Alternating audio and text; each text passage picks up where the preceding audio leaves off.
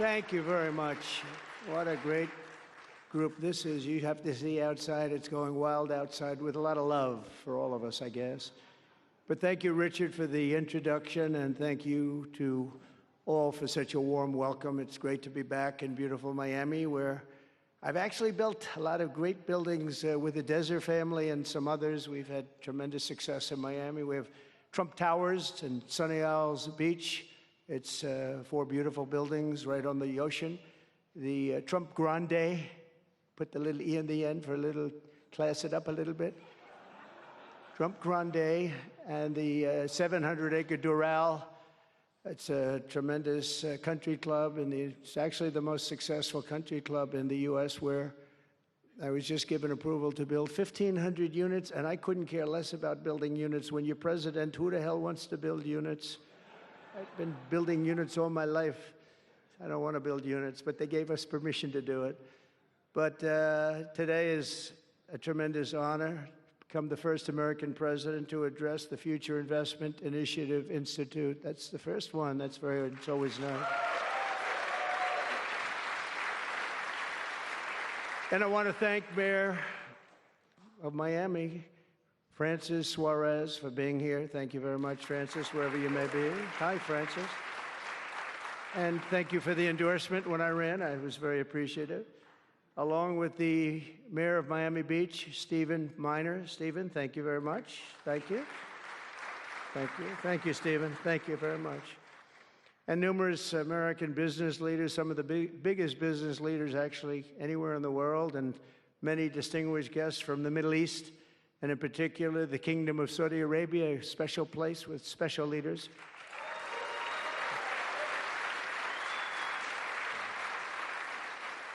And including FII Institute Chairman and Governor of the Public Investment Fund, which is a seriously big fund. Yasser, I see you there. Stand up, Yasser. Everyone knows Yasser. Thank you. Great guy, great person. And Finance Minister Mohammed, thank you very much. Thank you, thank you very much. Good to see you again. That's pretty good, Finance Minister of that part of the world. That's not bad. Other parts of the world, not so good, but that one is good. And many other senior government leaders. I also want to recognize the Kingdom's ambassador to the United States, Her Royal Highness Princess Rima. Ooh, very popular. Very popular. Wow, that's very nice. Sitting next to Elon. Wow, you couldn't do better than that, huh? As well as my own special envoy to the Middle East, who's really done a fantastic job, Steve Witkoff. Thank you, Steve. He's been busy. And Michael Waltz is here. Where is Michael? Michael's been so busy. They've been going back and forth and back, and a woman who is just voted the most powerful woman anywhere in the world. No, I'm going to go with Princess Rima, but she was voted the most powerful woman anywhere in the world, Susie Wiles. Thank you. Thank you. Most powerful woman. That's pretty good. We have to talk to you about that, Susie. It's pretty good. And also, we all know Jared Kushner, a very special guy. Thank you, Jared. Thank you, Jared. And Elon Musk. He's been making a little news lately, hasn't he, though? Very positive news. Stand up, Elon. He's a great guy.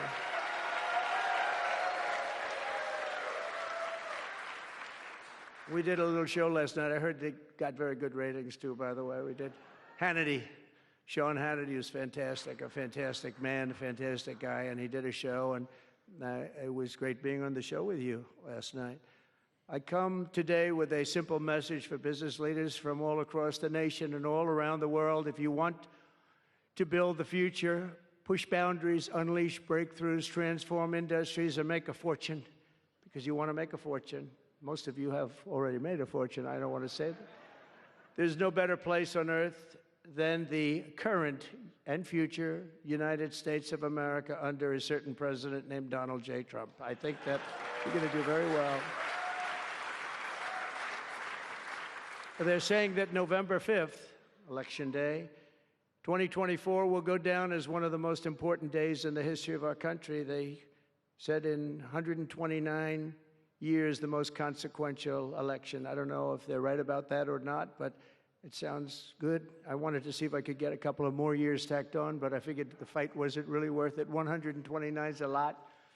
And as of January 20th, 2025, the dark days of high taxes, crushing regulations, rampant inflation, flagrant corruption, government weaponization, oh, I know about weaponization, and total incompetence will be gone forever.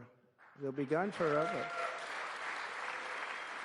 Because the United States is back and open for business, and the golden age of America has officially begun. You see it happening.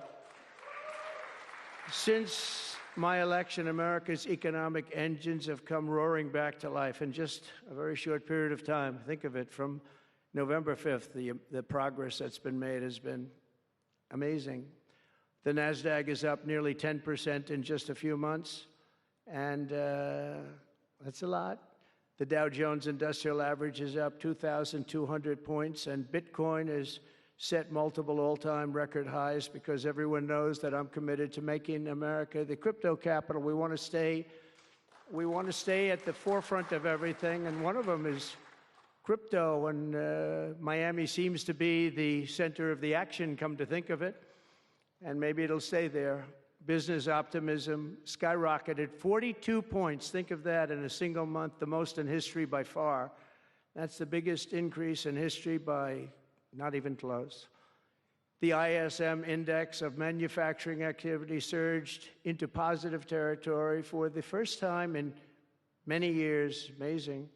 And it was just announced, this is an interesting one, I didn't realize it was that bad for so long, but it was just announced by one of the nation's most historically accurate and respected pollsters, Rasmussen, that the number of Americans who believe our country is on the right track now exceeds those who think it's heading in the wrong direction for the first time in 20 years. Can you believe that? 20 years. And this is really a seismic 27-point swing from just before the election. Nobody's ever seen anything like that one, yes, sir. I want to tell you, that's a big one. The best and most successful business leaders on earth are now racing to invest in the United States. Since November, DMAC has announced plans to invest $40 billion in the U.S., creating at least 10,000 jobs. SoftBank has announced investments of between $100 and $200 billion, creating at least 100,000 American jobs. Oracle and OpenAI and SoftBank are now collectively committing $500 billion to keep the United States on the cutting edge of artificial intelligence, and so many more. I mean, so many companies that want to come to the White House and have a little news conference all the time. I said, why don't you just announce it? But they want to come, and I'll do that. I don't mind doing that. I say anytime they want to go 10 billion or more, I'm there. 10 billion or more. But on his recent visit to the White House, the Prime Minister of Japan announced he anticipates Japanese investment in the United States of well over $1 trillion, and we're working on an Alaska pipeline already, which is the closest point to Asia. And as you know, the ANWR, which we've started, Ronald Reagan couldn't get it approved. Nobody could get it approved for so many years. Couldn't get it approved. I got it approved. Actually, I got it approved twice. I got it approved, and Biden ended it. That was a shocker, but we just got it approved again. And we're going to be, it's probably the largest deposit maybe anywhere in the world, just by itself. It's, they say, of similar size to Saudi Arabia, so we hope that's correct. But all of this is only happening because of the world-changing results of the 2024 election. We won the House. We won the Senate, the White House, and the Electoral College, and the popular vote in a landslide. We also won all 7 swing states, and all 50 states shifted in the Republican direction for the first time ever. So every state, every single state of the 50 states shifted Republican. It's never happened before. Either way, it's never happened. And 85% of counties voted for Trump. Think of that. So you have 2,600 counties versus 525. 2,600, think of that. That's why When you look at the election map after it was all done, the certified map, the whole thing was red. 2,600 versus 500. It's a big difference. Nobody's seen anything like it, actually. So as a result of this very historic victory, investors from all over the planet once again have confidence in America's future and respect for America's leaders.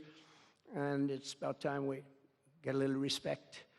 The last administration was the worst and most incompetent in the history of our country, but we are moving quickly to fix every single disaster Joe Biden created and make America stronger and more prosperous than ever before.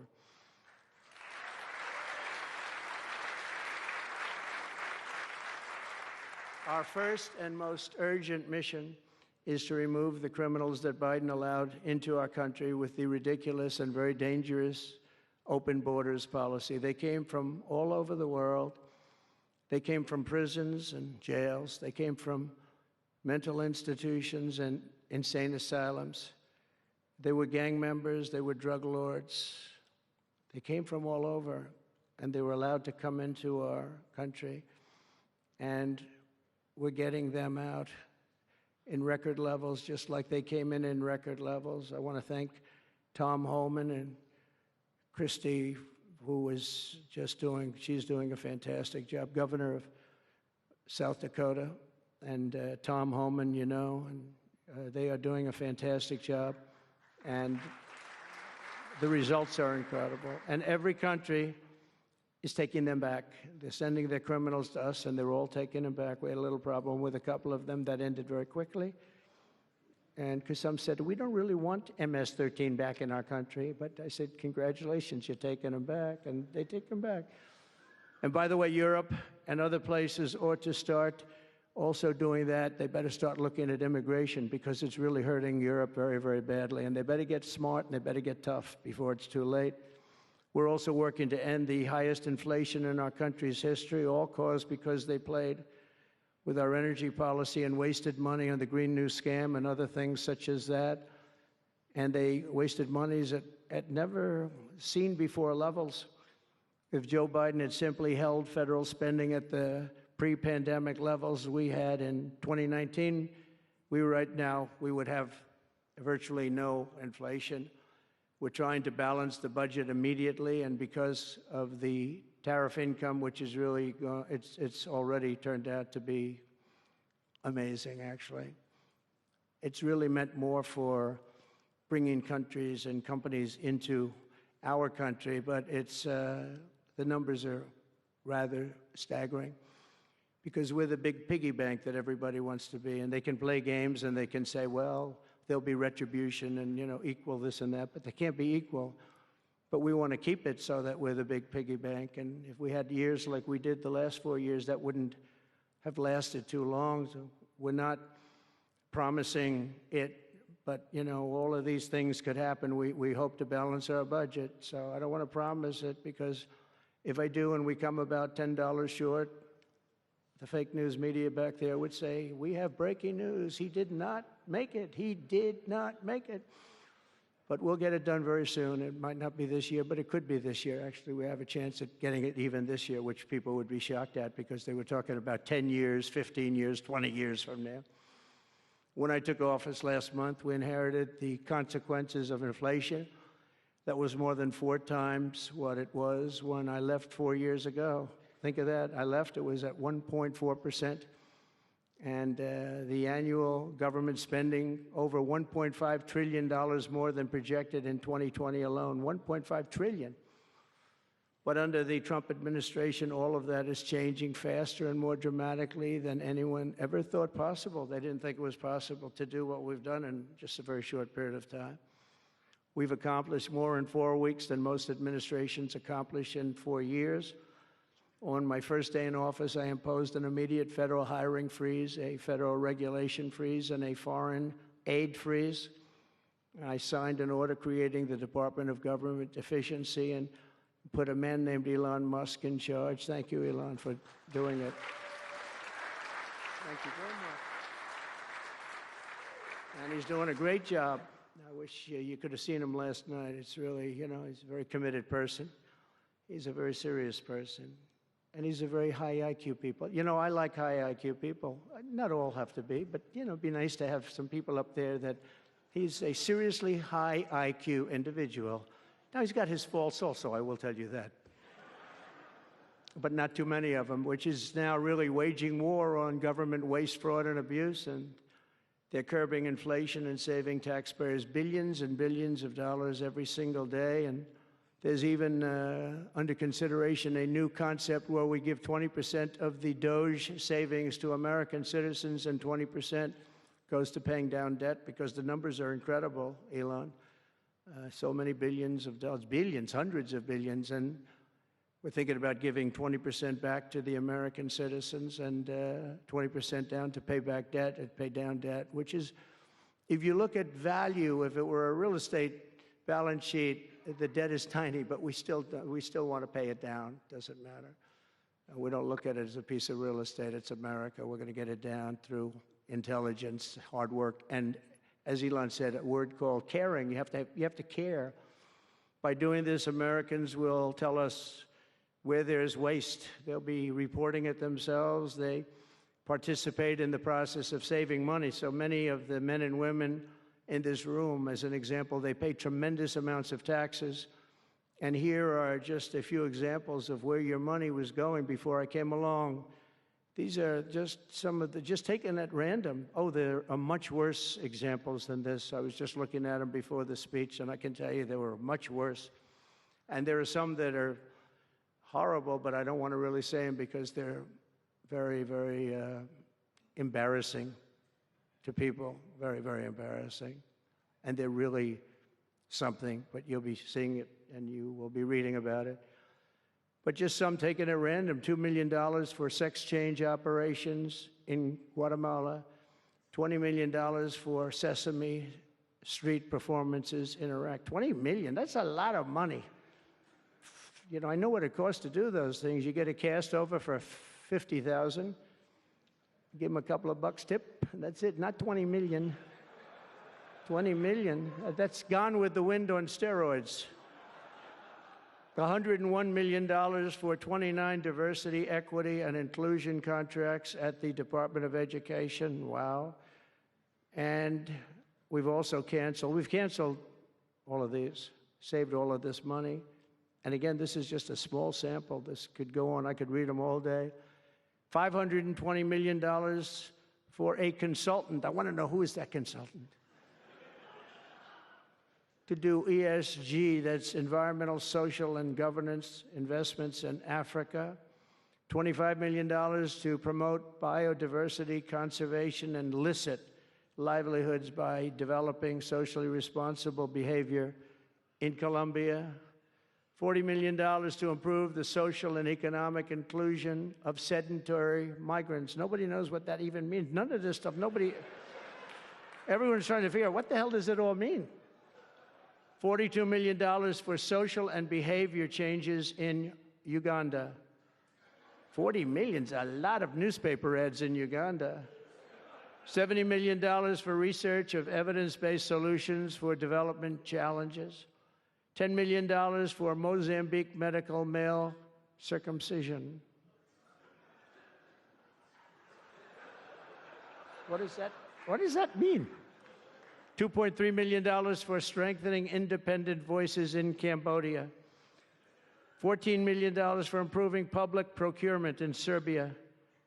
$486 million to the Consortium for Elections and Political Process Strengthening, including $22 million for inclusive, participatory political process in Moldova, and $21 million for voter turnout in India. What do we need to spend $21 million for voter turnout in India? Wow, $21 million. I guess they were trying to get somebody else elected. Well, we ought to tell the Indian government, because when we hear that Russia spent about $2 in our country, it was a big deal, right? They took some internet ads for $2,000. This is a total breakthrough. $21 million for India elections. $29 million to strengthen the political landscape in Bangladesh. $20 million for fiscal federalism, and $19 million in addition to the $21 million for biodiversity conversion in Nepal, $1.5 million for voter confidence in Liberia. We need voter confidence, too, when you read this list. $14 million for social cohesion in Mali, $2.5 million for inclusive democracies in South Africa, $47 million for improving learning outcomes in Asia. Asia's doing very well. We don't need to give them money. And in another program, $50 million plus another $50 million for condoms for Hamas. Do you know about that? $100 million for condoms. Condoms. Does everybody know what a condom is? For Hamas, $100 million. And these are just some. I could read this list all day long. I just don't want to bore you. But these are just some, and not nearly as bad as others. And some are just, I just don't want to say them because they're too incendiary. We're also finding tremendous abuse, waste, and fraud in Social Security. Social Security is, what's happening there is going to be one of the great potential scandals in history. On the program, there are over 4.7 million Social Security numbers from people from 100 years old to 109. Think of that. Now, over 100, there aren't a lot of people that make it. Hopefully, most of the people in this room will make it, but historically, you don't have thousands and thousands of people. But listen to this, 3.6 million people are on Social Security rolls from the age of 110 years old to 119. Do you think there are really that many? Those people are seriously old. But it gets worse. 3.47 million people are on Social Security from the age of 120 years old to 129 years old. 3.9 million people are on the age of Social Security from 130 years old to 139 years old. Now, the all-time record, I heard, is a woman who was 127 years old. That's the record. A woman from a certain country where they have actually people that live pretty long, actually. And she was 127 years old. That's pretty old. But we're topping her by millions of people. 3.5 million people from the age 140 to 149 years old.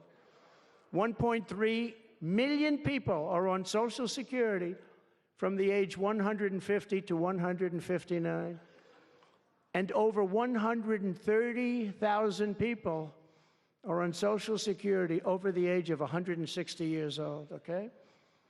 Including 1,039 people, think of it, over 1,000 people between the ages of 220 to 229.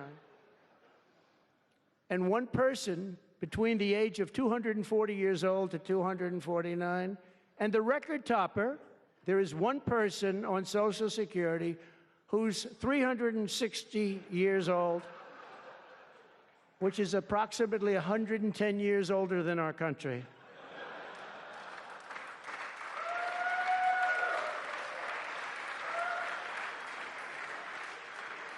So what we're trying to find out, and what we will find out, is are people being paid from all of these, you know, somebody pocketing 10,000 here, 10,000 there, what's going on? So we'll find that out pretty easily because we have a lot of computer geniuses. I said to Elon, who are these people that are doing this, the Doge people? I said, who are they? Where do they come from? He said, well, number one, they love our country. Number two, they're really genius at computers. So nobody's going to fool them. When they go in, they see some bureaucrat that's scamming the country, and they try and talk about, you know, certain computer language. These people say, no, it doesn't work that way. These are people that have a natural ability as you know, brilliant computer people. It was very interesting when he told me that. I said, that's what you need today. But all of these scams have now been terminated. In addition, over the past month, we have effectively eliminated the U.S. Agency for International Development, which was funding much of this lunacy. We virtually shut down the out-of-control CFPB, escorting radical left bureaucrats out of the building and locking the doors behind them. What they were doing was so terrible. Where they were spending the money was so terrible. What we haven't looked at yet, but will be, is does the money come back to them? Because nobody can be stupid like that. And they're not stupid. They're smart, actually. And, why are they doing that? Does money come back to them? So we'll figure that out pretty easily, I think, and quickly. But I've ended all of the so-called diversity, equity, and inclusion programs across the entire federal government and private sector, and notified every single government DEI officer that their jobs have been deleted. They're all deleted. And it's interesting, even these companies that have tremendous amounts of money, a number of them just announced, Walmart, if you can believe it, they just announced that they're stopping. And, these companies are writing off like $220 million. How can you spend that much money no matter what you're doing? If you're teaching something, you're going to have an instructor, you're going to talk, you're going to give them a book. Please read the book. Then you find they spent $225 million on that. What's going on? And we were going in the wrong way, and our military was really, although I tell you, we defeated ISIS with our military in 3 weeks. General Raisin Kane he's some general, he's a real general, not a television general. And 3 weeks, ISIS, and I asked him, and I saw some of his people that were so great, the soldiers. We have the greatest military in the world, but we don't have the greatest top leadership. That's why Afghanistan was such a horrible situation and so embarrassing and so many other things. But when we want to, with proper leadership, there's nobody even close to us. We have the best equipment in the world. We make the best equipment in the world. But we have the best military. But, we never fight to win. We fight to just keep it going forever. And when we fight to win, there's nobody that can even come close to us. But I was talking to General Dan Kane, we call him Raisin Kane, and I was told it would take about 4 years to defeat ISIS, and he did it in 3 weeks. I said to him, "What do you think, General? How long will it take?" "Sir, I think we should do it in less than 4 weeks. You're going to have time left over." And he did that. And we were told by the television generals it would take 4 years, so we did it. That's when I went to Iraq. I flew to Iraq, and late at night, the dark of night, all the windows closed, all the lights off in the plane, and Air Force One. And we flew in, and it was pretty amazing. I'll tell you, we were landing, and there were no lights in the plane. "Sir, we have to turn off all lights." I said, "You mean we spend $9 trillion and we have to fly in an Air Force One with the lights off?" And I went up to the pilot, said hello. And by the way, these guys are like central casting. These are the best-looking human beings. Everybody is like perfect. The most handsome people, the best-looking people you've ever seen with the flat tops and the whole thing. And I was a little concerned because the lights are off, and everything's off, and even the lights in where he was were down, very dim, very, very dim, with all of the lights on the fancy dashboards of the plane, of Air Force One. We're getting a new Air Force One if they can ever finish the damn thing. We're getting 2 of them, actually. But we may have to go a different route because it's taken them a long time. We're going to get military that's going to start building. We're going to get people to start building properly again in our country because they don't build properly. This was Boeing. But we're up there, and I'm looking at these people, and again, I say, they look like Tom Cruise, but better. Stronger, tougher. And I like Tom Cruise, but these are better. And they said, "Are we okay, Captain?" "Yes, sir, we're fine." But I'm looking at it, I don't see any lights, and we're landing. And I'm used to that. I like to sit with the pilots a lot, and I respect the pilots greatly. And we're up there, and we have the computer. I call it the computer voice, where it goes 1,900, 800. It's feet. Your feet above ground. So that means you're very low. And I'm looking out, and my eyes are pretty good, and I don't see any lights. And the computer goes out. Sounds like an intelligent individual. It goes 1,000. We're 1,000 feet up. It's a 10-story building. There's a big plane. And then it goes 900, 800, 700. I say, "Captain, Captain, we don't see any lights. Is everything?" "Yes, sir, everything's fine, sir. We'll be landing in 3 minutes." And then it goes like 600, 500. Captain, are we okay? And then he goes 400, 300, 200, and I'm saying, man, there's nothing out there. And then he goes, boom, perfect landing right on this thing. There are no lights on the runway. There's no, I don't know how the hell they do it, but I'm sure as hell glad we had somebody that knows how to fly. But they didn't want to have any lights because they didn't want the enemy. After spending, you know, years and trillions of dollars, we have to land with Air Force One with no lights on the runway. But they were incredible people. And then I got out of the plane and I actually asked my people, you know, I said, excuse me, I was very brave sitting in that cockpit. Am I allowed to give myself the Congressional Medal of Honor? And they said, I don't think so, sir. I said, well, I felt I was extremely brave. But now here's the problem with saying a story like that when you kid. The press will say, President Donald Trump wanted to give himself the Congressional Medal of Honor. Headlines, you know, headlines all over, the fake news. We call it the fake news, but we're all wise to them. But it was something, and then I went down, and it was the same thing. I'm standing on the top, and I look down, and there's these handsome people. Everybody's like from a movie set. Good-looking guys. I get down the stairs, and what's your name? My name is Kane, sir. What's your first name? They call me Raisin. I say, wait a minute, your name is Raisin Kane? I love you. I've been looking for you for 5 years. You are the great. This is what I want. And there was a general next to him. There was a colonel. There was a drill sergeant, a master sergeant. They were all like people. I could make a movie right now. I'd have the best-looking people ever. And they were great. And then I went in and, sir, would you like to rest before the bed? No, I don't want to rest. I don't want to rest. I've been resting on the plane, other than the last few moments, which were quite harrowing. And I said, I don't want to rest. He was thinking about Biden in advance, you know. Biden would have gone there. He would have rested for days. And then they wouldn't have had a meeting. He'd just go home. No, I said, I don't want to rest. I don't want to rest at all. I want to go. So we went into this like bunker, and we had a lot of very good, talented people. And that's when I asked him. I said, you know, I'm hearing it's going to take a long time. No, that's not right, sir. It's not going to take a long time. We'll have it done in 4 weeks. I said, how can you say 4 weeks when in Washington they said 4 years? He said, 4 weeks, sir. We'll hit them left, we'll hit them right, we'll hit them up the center, we'll hit them underground and overground, we'll knock the hell out of them, sir. And I said, why is it that they said so long? He said, because they wouldn't let us fight. And we're very far away. They want us to fight for this, from this airport. We're very, very far away, sir.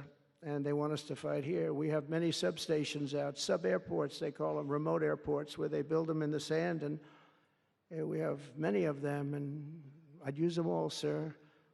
And I would hit them so hard from so many different directions.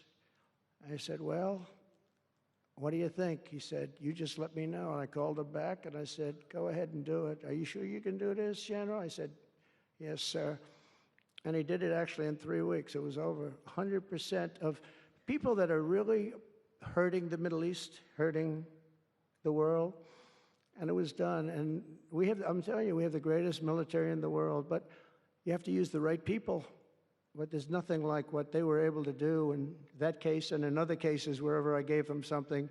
It was done incredibly well and you know many of the instances because it's been well reported. But we've also required, and so we have a country that's a great country. It's a strong country, but it's a country that's just now gaining its respect back to the levels that it should have never lost.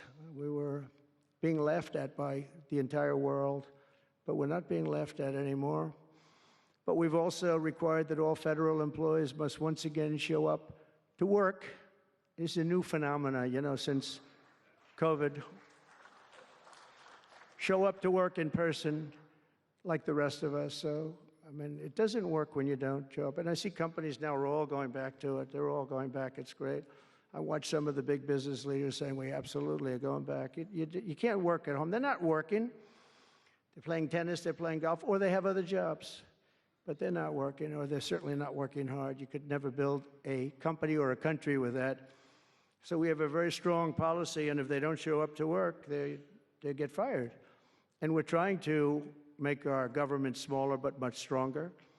and we have tremendous bureaucracy, but it's happening. A lot of people are leaving, and in some cases leaving with pretty good offers. You know, you're paid 7 or 8 months and go out, find a job. But some of these people had jobs. They were actually working for us, but they also had other jobs. And those people, in theory, they have problems. I don't know if we're going to do anything about that. So we have other things to do, but they were working other jobs instead of working for us. So they were staying home working, but they were working other jobs, getting paid a lot of money, perhaps. We offered deferred resignation buyouts to all federal workers, resulting in more than 75,000 bureaucrats voluntarily surrendering their taxpayer-funded jobs. A lot of them are leaving because they don't want to be caught having the second job. Some are leaving because they didn't want to be in government any longer. And some are leaving because they didn't want to show up to work. They wanted to work outside of an office. And that's never going to work for anybody, including companies. Companies ought to get smart. You watch these companies where they do that. They start going bad. Nobody knows what's wrong with this company. Well, try getting the people back into the office where they can be cohesive and together. In less than a single month, the Department of Government Efficiency has already saved over this is just a short period of time, $55 billion. And we're just getting started. That's nothing compared to the numbers that you're talking about, right? We're ending trillions of dollars in waste, and it'll mean much lower inflation, lower interest rates, lower payments on mortgages, credit cards, car loans, and much higher stock markets. I think the stock market's going to be great. In other words, we will rapidly grow our economy by dramatically shrinking the federal government, and we have to do it. I'm also taking fast action to end the radical left's nation-wrecking crusade against oil and natural gas. Over the past 4 years, the Biden administration cut the number of new oil leases and gas leases by 95%. They slowed new pipeline. I mean, look at Dakota Access, they wanted that one knocked out. The Keystone Pipeline, they wanted that one knocked out. They ended the Keystone. We got the Dakota Access done, but it wasn't easy after they tried to stop it.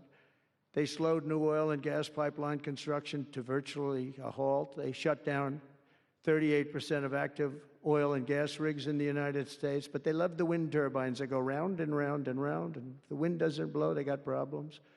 They kill all the birds. They ruin the sight lines. They ruin the plains and the beautiful areas of our country, including the oceans, the lakes.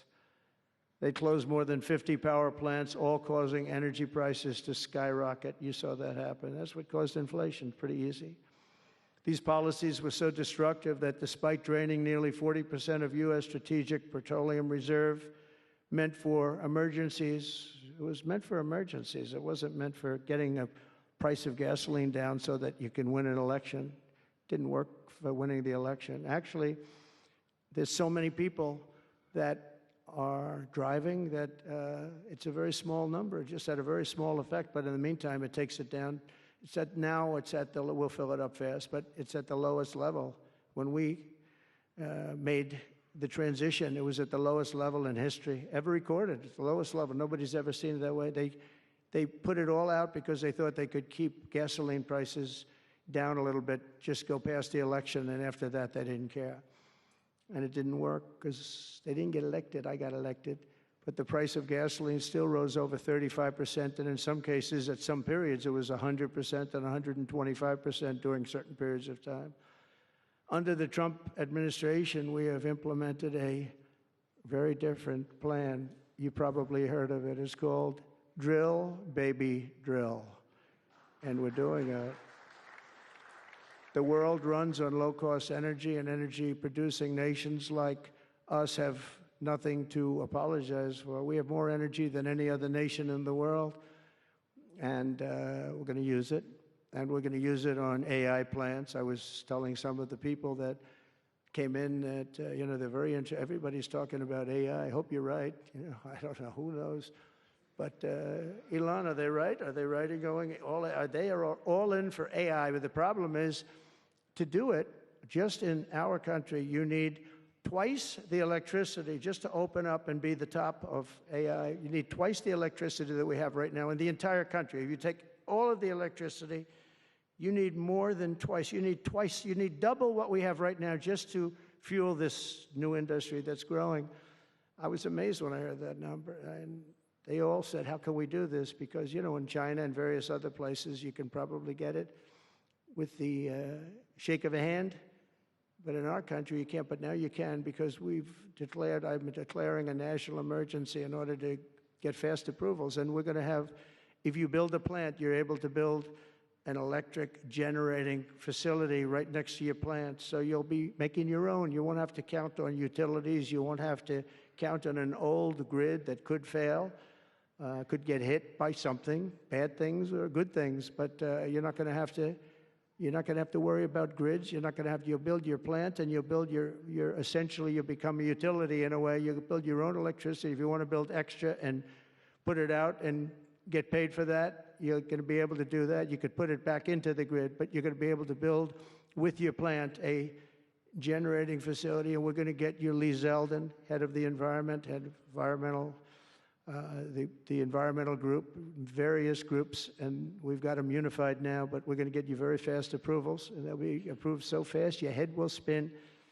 And we're going to get that whole industry started, and we're going to be the head of it. We're leading right now. We have the greatest brain power. We're leading right now, and I expect that we're going to be leading by a lot, but we're going to get you the energy very, very quickly. That would be the one thing that everybody was concerned. How do we have that much electricity when Los Angeles has blackouts and brownouts right now, and there's a lack of electricity, but we're going to get it at levels never seen before. I ended the ridiculous Green New Scam, halting tens of billions of dollars of wasteful deficit spending, and I withdrew the United States from the unfair one-sided Paris Climate Accord, and I ended Joe Biden's insane electric vehicle mandate because it was just insane.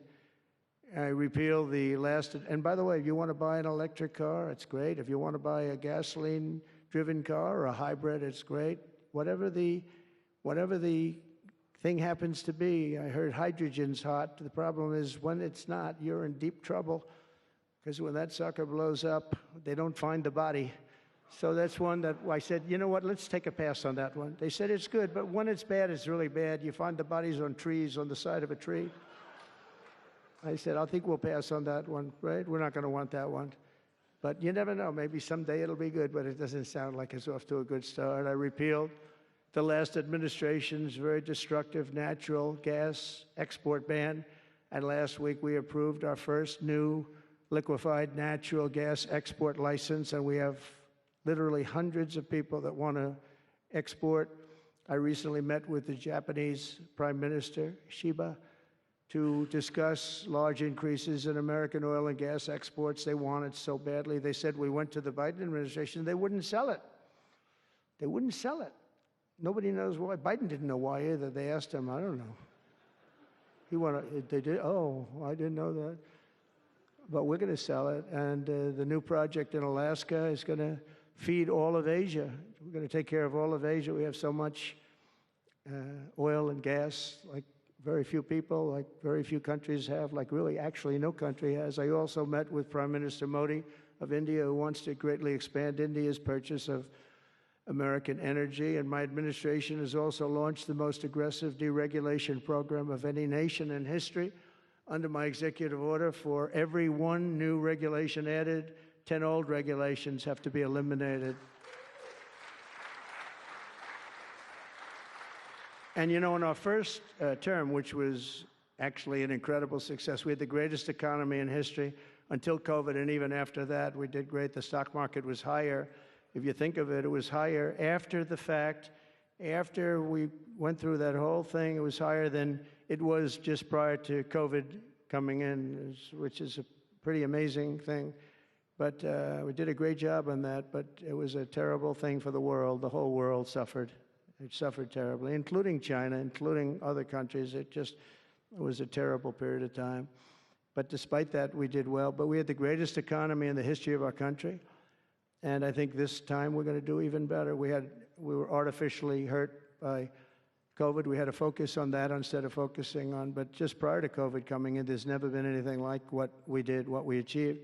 And even after, we did very well, and especially considering what all of us had to do with COVID. Some nations were hit so badly, it's just unbelievable what happened to them. As part of our effort, I've signed executive orders to keep the United States at the forefront of artificial intelligence and to end Joe Biden's war on Bitcoin and crypto. We ended that war totally. That war is over.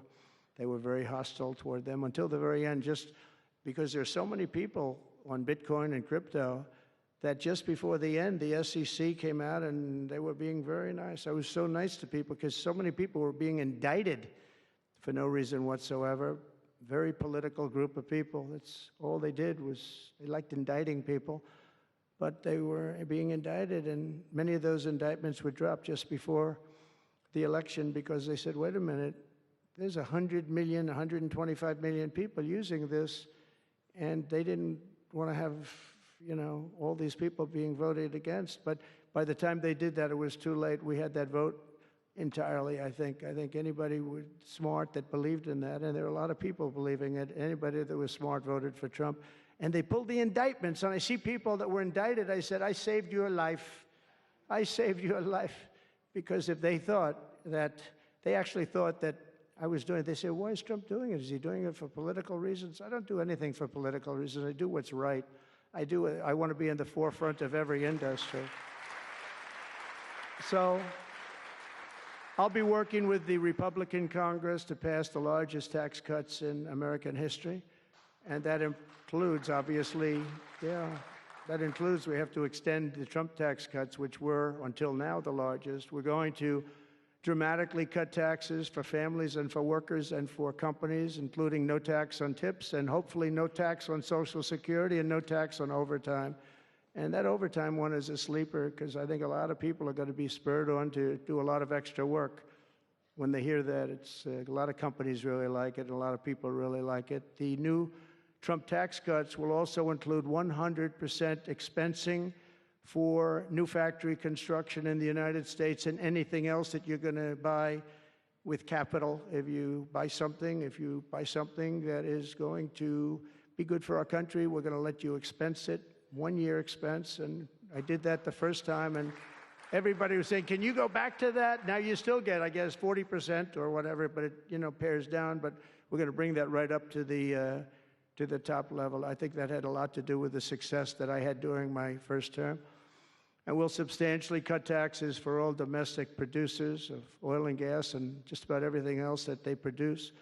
In my first term, I brought the business tax down from around 40% to 21%, which everybody said was an impossible thing to do. I cut it from 40. It actually was state and city was much higher than 40, but I got it down to 21%, and now I'm bringing it down to a goal of 15%, but only if you make your product in America. In other words, you're going to be at 21%, but if you make your product in America, you're going to go from 21 to 15. If you don't, you're going to pay 21%, which is still lower than anything. So guys like Elon are going to come and make his great cars in the United States. There are a lot of people will. A lot of people are calling. A lot of car companies are calling. They called me, three of the majors. They called and they said, we're looking all over the place. We want to be there. I'm going to be announcing tariffs on cars and semiconductors and chips and pharmaceuticals, drugs and pharmaceuticals and lumber probably and some other things over the next month or sooner. And it's going to have a big impact on America. We're bringing our businesses back. If they don't make their product in America, then they very simply, they have to pay a tariff. But if they do make their product in America, they don't have to pay any tariff, which will bring, it's all going to bring trillions of dollars into our treasury, or it's going to mean that there won't be any taxes because we want to have a fair base. If they don't have it, we don't have it. If they don't pay, if they don't charge us, we don't charge them. It's pretty simple. The Republican Party is once again the party of common sense. We're a party of common sense. We want strong borders. We don't want men playing in women's sports. We don't want to have transgender for everybody. We're the party of common sense. That's how we won the election in such a big manner. We'll no longer allow other countries to ransack and plunder our nation. That's why I've announced that we will soon begin imposing reciprocal tariffs on any country that engages in unfair and unequal trading practices.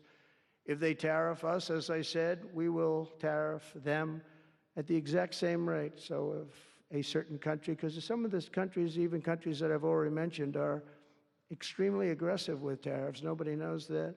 European Union, they have a VAT tax that's devastating. It's very tough for people on the outside. Hard to sell cars, really impossible to sell them because they also have non-monetary tariffs that are very, very tough. But if you take a look at that, it's a very unfair situation. And the VAT tax is similar to the tariff.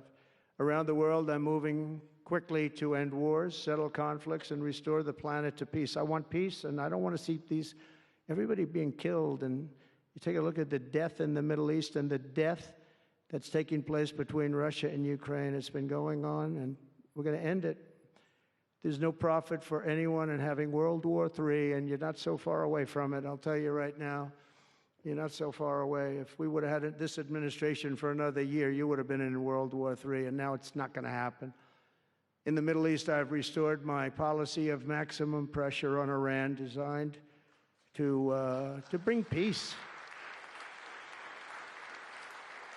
And we've designated the Houthis a terrorist organization. They're, destroying shipping lanes all over the place. They're making it very hard for people to get their product delivered. They're making it very difficult, but we'll take care of that situation. And we've secured a ceasefire in Gaza, and we're bringing in the hostages, and we're bringing them home to their families. Some of them are in pretty bad shape, I have to tell you. To end the horrible war in Ukraine, I've spoken with President Putin and President Zelensky, and our teams began negotiations this week in Saudi Arabia. I want to thank Saudi Arabia for that. That was so great. Yeah. And I want to thank, in particular, I mean, we have so many of the people, Yasser, Mohammed, all of the people, but in particular, we have to thank Crown Prince Mohammed bin Salman for hosting these historic talks. And talks that went very, very well. Steve was there, Steve Witkoff was there, and Michael was there, Michael Waltz and others, and they really went well. It's a big step. We got to get that war over with. You have to see the people that are dying. I look at the pictures, the satellite pictures of the field. It's a level field, and it looks like a modern-day version of Gettysburg, and you know what that means. It is just carnage. It's horrible. And, it's not American soldiers. It's not even soldiers from the Middle East in the case of Ukraine, Russia, but it's people, it's young people from Russia and Ukraine mostly that are just being decimated. It's flat fields. And a bullet goes, and a bullet only stops when it hits somebody. And the level of people being killed in that battle, soldiers, young soldiers, in some cases old soldiers, because they're running out of people. They're running out of soldiers, in one case. But think of it, a modestly successful comedian, President Zelensky, talked the United States of America into spending $350 billion to go into a war that basically couldn't be won, that never had to start and never would have started if I was president, not even a chance. And it didn't start for 4 years, never would have started. But a war that he, without the U.S. and Trump, will never be able to settle. They'll never settle that war without our involvement. That's why they did such a great job this weekend. That's why Saudi Arabia did such a great job this weekend in hosting. The United States has spent $200 billion more than Europe, and Europe's money is guaranteed. They get their money back. It's a form of a loan. Nobody knows that. I know that. I said, why isn't somebody saying, we do it the same way? And we spent much more money. We have to equalize. But while the United States gets nothing back, so they get their money back. It's a loan. We just give our money. And we had a deal based on rare earth and things, but they broke that deal. But they broke it 2 days ago. We had a deal because I said, we're spending $350 billion, and Europe gets their money back in the form of a loan, and we don't. We're just giving the money hand over fist. That's the Biden administration for you. But they're no longer dealing with the same United States as they were dealing with a few months ago. Why didn't crooked Joe Biden demand equalization, and that this war is far more important to Europe than it is to us, and that there's a very big, beautiful ocean, a separation? This is, we're helping Europe. We're trying to help Europe. On top of this, Zelensky admits that half of the money that we sent them is missing. They don't know where the money is. He said, well, we don't know where half of it is. That's great, wonderful. He refuses to have elections. It's low in the real Ukrainian polls. I mean, how can you be high with every city is being demolished? It's hard to be high. Somebody said, oh, no, his polls are good. Give me a break. Every city is being demolished. They look like a demolition site, every single one of them. And the only thing he was really good at was playing Joe Biden like a fiddle. He played him like a fiddle. That's an expression we use, yes, sir, to say that he's pretty easy, pretty easy. A dictator without elections.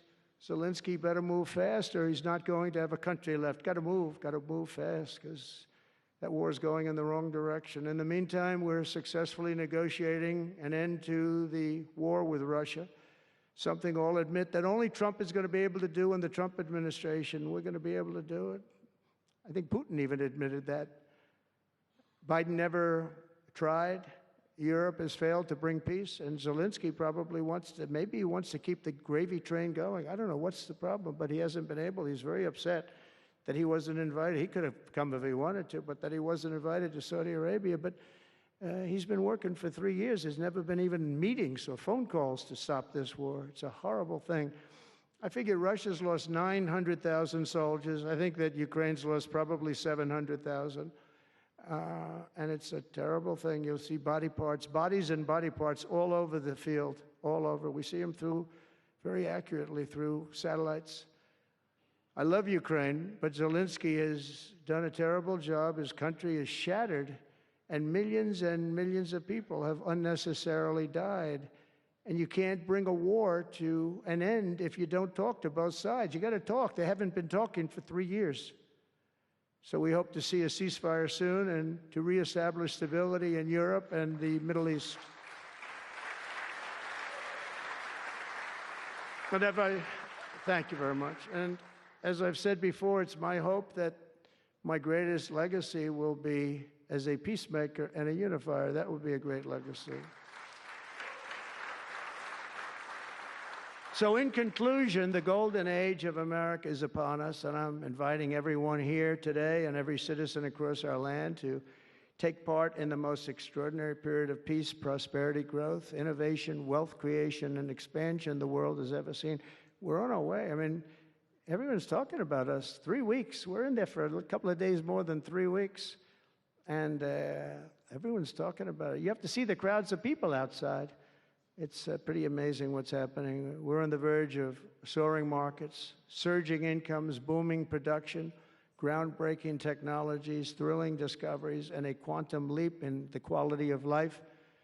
Absolutely a quantum leap. One day, very soon, our country will have the greatest economy in the history of the world because we once again have a president who puts America first, and we put America first, and your country should put your country first. But in the end, we want America first, and when it's all beautiful, which it's going to be pretty soon, we want to help other countries, and you want to help other countries. But, you know, I tell your leaders, and some of the leaders are in this room right now, you got to put your country first. Whether it's Saudi Arabia, whether it's something else, you got to put your country first. But we're going to have plenty left over to help others also. As long as you invest in America, build in America, and hire in America, that means that I'm fighting for you. I am fighting very hard for you. Together, we're going to make the United States of America bigger, better, bolder, richer, and greater than ever before. It's going to be stronger than ever before. We're going to be a peacemaker and a peacekeeper. We're going to stop people from these stupid, never-ending wars. We're not going to partake in them ourselves, but we'll be stronger and more powerful than anybody by far. And if it ever came to war, there is nobody that will be able to come close to us. But we don't think that's going to ever happen. So I want to thank you all very much. It's a great honor to be here. And I think somebody said they're going to ask questions. And I didn't say, gee, what are the questions like Biden does? I say, just ask. It doesn't matter. You ask a question and I give an answer. So I think, Richard, you're going to come up and you're going to give me some questions. Thank you very much.